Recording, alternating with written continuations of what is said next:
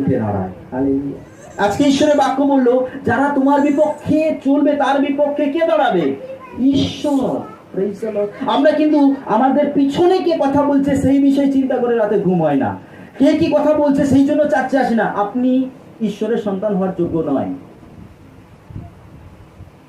আপনি যদি বাইরের কথা চিন্তা করে এখনো চিন্তিত আছেন, আপনি ঈশ্বরের সন্তান নয়, আপনি তার পুত্র। মানে কি, সেই শুকরের জায়গায় পড়ে আছেন, এখনো কাজ করছেন, এখনো খাওয়ার জন্য লড়াই করছেন। প্রচুর মানুষ এখনো খাওয়ার জন্য বাঁচে। এই পৃথিবীতে না খেয়ে মরেছে কেউ দেখেছেন? রাস্তায় যে পাগল পাগল ঘুরে বেড়ায়, তাদের জন্য কেউ রান্না করে দেয়? তারা মরছে, তাদের রোগ হলে আমি জানি না তাদের কোথায় নিয়ে যায়, কিন্তু আমি দেখি যারা ঘরে ভালোভাবে থাকে তাদের মনে বেশি সমস্যা, তাদের মনে বেশি যন্ত্রণা আছে জীবনে।